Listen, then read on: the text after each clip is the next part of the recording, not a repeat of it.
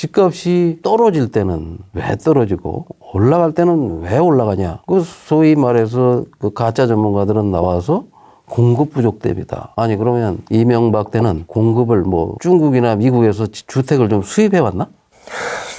아니 그때는 공급이 많아서 집값이 떨어졌나? 공급이 너무 많고 수요가 없어서 떨어졌나? 그때는 지금보다 주택이 적었을 거 아니에요. 작년에 우리가 조사를 해보니까 주택이 우리나라에 2,200만 채가 있어. 10년 전에는 1,700만 채가 있었어. 500만 채 정도.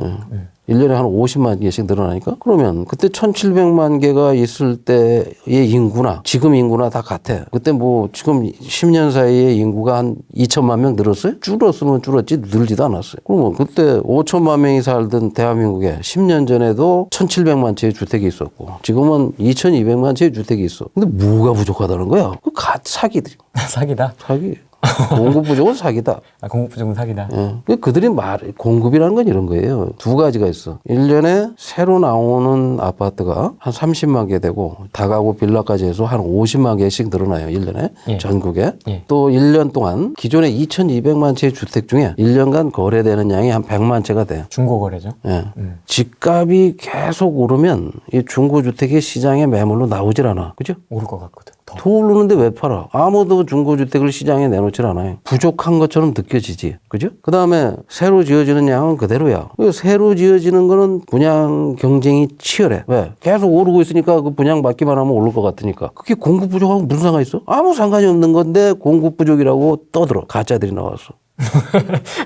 네? 자, 우리나라에 지금 주택이 2,200만 채가 있어요. 근데 자기 이름으로 집을 가진 사람은 1,300만이야. 누군가 900만 채를 사재기하고 있어. 특히 이 정부 들어와서 주택 사재기 현상이 심했죠. 임대사업자한테 특혜를 줘서. 그래서 그 임대사업자 등록해서 아파트 쇼핑하러 다니는 쇼핑객들이 버스 타고 다니면서 사들인 물량이 100만 채가 넘어. 전국을 돌아다니면서. 그 매물도 별로 없는데 쇼핑하러 다니는 사람들이 있으니까 당연히 실수요자들한테는 우리 사기가 어렵죠. 근데 이런 현상은 외면하고 덮어놓고 공급 부족이다. 아니 무슨 아무리 공급을 하면 뭐래요. 누가 다 사재기하면 아무 소용이 없어. 자 그러면 집값이 계속 떨어지면 기존 주택을 팔라고 내놓는데 아무도 살려는 사람이 없어. 그럼 어떻게 돼요? 계속 떨어지는 거죠, 효과. 떨어지지. 그때는 뭐라 그래? 공급 과잉이라고 그러나? 왜 안 그래? 공급 과잉인데 내놓는 물량이 너무 많은데 다주택자가 다 팔라고 내놓을 거 아니에요. 자꾸 떨어지니까. 가지고 있을수록 떨어지니까. 그러니까 이명박이나 박근혜 때는 집을 팔라고 내놔도 2년 3년 안 팔려. 가격을 낮춰도 안 팔려. 왜? 그 가격으로 샀다가는 더 떨어지니까. 아무도 살라고 하지 않아. 근데 그런 현상이 있었던 걸 아무도 얘기를 하지 않아. 특히 젊은 층들에게는 그런 얘기를 아무도 안 해줘. 가짜들이 나와서. 그죠? 그러니까 모를 수밖에 없어. 우리도 그런 때가 있었어? 조금 더 멀리 가면 이 경실련이라는 단체가 생긴 게 89년이에요. 89년대에서 30년이 됐는데 그때는 집값도 뛰고 전세값도 뛰었어. 지금 집값도 뛰고 전세값이 뛰죠. 딱 30년 만에 똑같은 현상이 생겼어. 이명박 박근혜 때는 집값은 떨어지고 전세값은 올랐어. 근데 집값도 뛰고 전세값이 뛴 게 89년과 2019년이야. 2020년. 그러면 89년 집값이 뛰고 전세값이 뛸 때 그때는 주택 보급률이 60%밖에 안 됐어요. 그땐 주택이 진짜 절대적으로 부족했어. 인구가 다 지방에서 서울로 막 몰려오는데 박정희 시대는 주택 보급률이 50%도 안 됐어요. 노태우 때도 한 60%밖에 안 됐어. 절대적으로 주택이 부족했죠. 그래서 집 한 채에서 여러 가구가 살았어. 전세를 살든 월세를 살든. 자, 그럼 그때도 집값이 안정됐는데 그때도 노태우 정부는 집값을 2년 만에 잡았어. 90년부터 2000년까지 집값이 안 올랐어. 특히 김영삼 5년은 하나도 안 올랐어. 그래서 아까도 얘기한 대로 99년까지 우리나라 아파트는 강남도 2억밖에 안 갔어. 엄마 아파트가 99년에 2억이었어요. 그런 때가 있었군요. 2억. 근데도 뭐 거래도 안 돼. 타워팰리스 같은 경우는 3억에 분양했는데 미분양이 돼가지고 70%라 그걸 사면 양도세를 영구 면제해 줬어. 그러니까 그때 산 사람은 대박이죠. 그 노무현 정부 때 진대자 장관이라고 삼성 출신 장관이 네. 그걸 50평짜리를 3개를 샀어. 양도세 한 푼도 안 내. 그러니까 그 사람들은 다 자기 집값만 올렸어. 노무현 정부 5년 동안 그랬고 지금 문재인도 4년째 네. 문재인 정부도 그러고 있어요. 집값이 오르는 것은 정부가 집값이 오르도록 유인을 해. 그래서 집값이 오르는 거야. 개인들이 집값 올릴 수 있습니까? 정부의 말을 빌리자면 투기꾼들이 올린 거라고. 투기꾼들이 어떻게 올려? 전에는 이랬죠. 노무현 정부 때는 부녀회 아주머니들끼리 가격을 담합해서 네. 올린다. 그런 얘기 있었죠. 아니 정부에다가 1년에 500조씩 세금을 주는데 그 공조직이 그거 분여회가 아파트 올리는 거 하나도 해결 못하는 그런 무능한 정부. 아니 그러면 이명박 박근혜 때는 분여회가 없었나? 아 그럼 떨어질 때는 그럼 분여회가 아무것도 못하나? 아니 그러면 집값 떨어질 때는 투기꾼이 떨어뜨리나? 말도 안 되는 이런 멍청한 사람들을, 비굴한 사람들이 지금 우리 사회에 권력을 쥐고 있다는 거야. 도대체 이 권력자들이 왜 이 짓을 하나 하고 내가 분석을 해봤어요. 2019년 대통령이 11월 19일 날 국민과 대화를 할 날이 딱 임기 절반이 된 날이야. 맞습니다. 30개월. 그 대통령이 텔레비에 나와가지고 부동산만큼은 자신 있다. 집값이 일부 지역이 하락할 정도로 안정적이다. 아니 이 사람은 친구도 없나 친척도 없나 자식들이 아파트에 관심이 없나 대체 아니 도대체가 아니 저렇게 깜깜한가? 어디 딴 나라 좀 갔다 왔나? 이런 별 생각을 내가 다 했어요. 2019년 11월 19일 날 대통령께서 그런 발언을 하고 부랴부랴 일주일 만에 대통령이 임명한 청와대 정책실장, 비서실장, 청와대 1급 이상 참모들 가진 아파트를 전부 조사를 했어. 장하성 10억, 김수현 10억, 지금 김상조 5억 참모들 중에 37%가 다주택자예요. 집을 여러 채 가지고 있어. 그래서 왜 이랬을까? 왜 이 문재인 대통령은 이렇게 부동산 부자만 갖다가 참모로 임명을 했을까 하고 들여다보니까 비서실장과 민정수석을 했던 조국이라는 친구가 그 조국이라는 친구는 부인이 뭐 강남에 건물주 되는 게 꿈이고라 그러고 지도 강남에 재건축 아파트를 가지고 있고 재산을 한 100억 이상 가지고 있으니까 앵간하게 한 아파트 2채나 이렇게 가지고 있는 사람은 그렇게 부자로 보이질 않는 거예요. 고위공직의 결격 사유로 보질 않는 거예요. 근데 가르쳐 준 거야 내가. 당신 주변에는 가르쳐 주는 사람이 없는 것 같으니 내가 가르쳐 주마 하고 당신이 임명한 사람들이 이렇게 재산이 많아. 그리고 당신이 임명한 사람들 집값이 다 10억씩 올랐어. 근데 어떻게 집값이 안정이고 부동산이 자신 있다고 말을 할 수 있냐? 가르쳐줬어.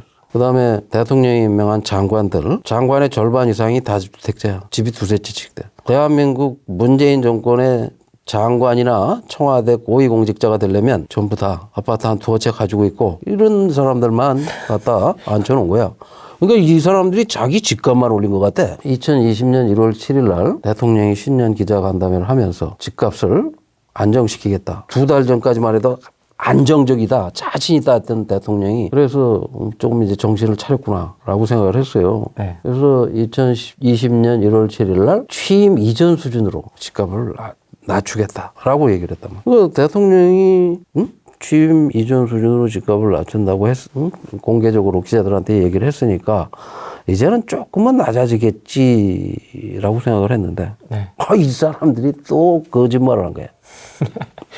그래서 2020년 총선을 할 때까지는 집값이 안 올랐어요. 그래서 총선에서 집값을 3년 동안 그렇게 많이 끌어올렸는데도 180석을 가져 여당이 압승을 했어. 총선이 딱 끝나니까 2020년 5월 6일 날 국토부 차관 관료, 그 친구는 2005년 노무현 정부 때 국토부의 과장이었는데 박선호 차관 말씀하신 거예요? 그건 이 정부 들어와서 뭐 거의 주택정책의 실세를 한 친구죠. 용산에 미니 신도시를 건설하겠다. 강북 재개발에 공공 참여를 하겠다. 그리고 자기 일가족이 가지고 있는 중공업지 규제를 풀어서 거기다 아파트를 짓겠다. 뭐 이런 발표를 해. 그리고 용산 개발한다 그러니까 용산, 마포, 여의도 아파트 값이 폭발적으로 뛰어. 그 다음에 한 달 지나서 6월 5일 날 잠실 야구장을 부시고 거기다 컨벤션 센터하고 호텔을 짓겠다.